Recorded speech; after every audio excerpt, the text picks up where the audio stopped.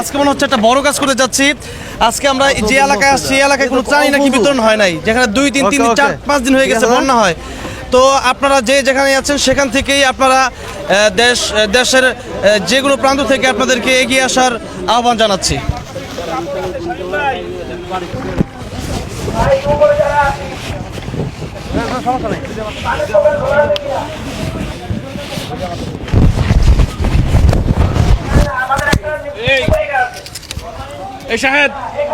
আসসালামু আলাইকুম রহমতুল্লাহ বারাকাতু। আমরা আজকে ট্রলার নিয়ে হাজার হাজার মানুষদের জন্য ত্রাণ নিয়ে যাচ্ছি ফেনী।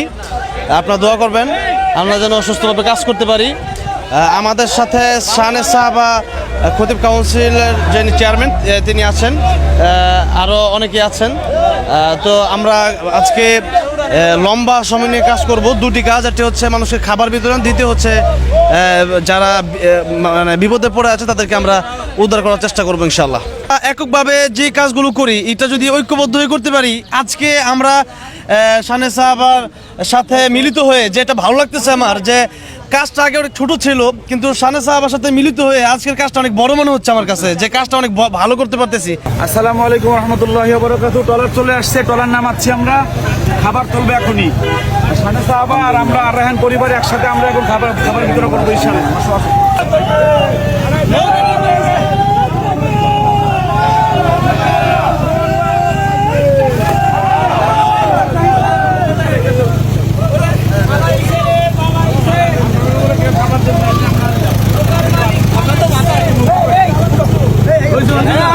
শাহানে সাহাবা এবং আর রায়হান পরিবার একসাথে যৌথ উদ্যোগে আমরা মাল দিচ্ছি, মাল আনলোড হচ্ছে।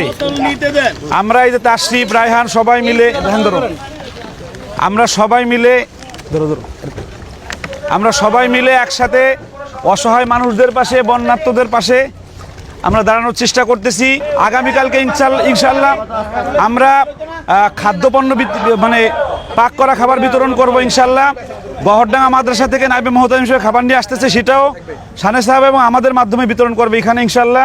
আসসালামু আলাইকুম ওয়া রাহমাতুল্লাহি ওয়া বারাকাতুহু। দর্শক যে যেখান থেকে দেখছেন সকলকে শাহানে সাহাবা জাতীয় খতিব ফাউন্ডেশন এবং আর রায়হান ইন্টারন্যাশনাল মাদ্রাসার পক্ষ থেকে আন্তরিক শুভেচ্ছা জানাচ্ছি। আপনারা দেখতে পাচ্ছেন আপনাদের সবার প্রিয় মুখ মুফতি আব্দুল কাইয়ুম মোল্লা, আপনারা দেখতে পাচ্ছেন তিনি আসেন তাশরিফ, জননন্দিত মুফাসসিরে কোরআন আর বিশ্বজয়ী কোরআনে হাফেজ, যাকে দেখার জন্য আপনারা সবসময় উদ্গ্রীব হয়ে থাকেন।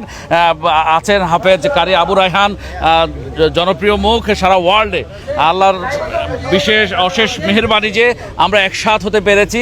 আজকে আমরা এই মুহূর্তে অবস্থান করছি ফেনী সদর উপজেলার এক ধর্মপুর ইউনিয়নের বিশ্বরোড গেশা একটি গ্রাম, এটা হচ্ছে মোটবাড়িয়া গ্রাম।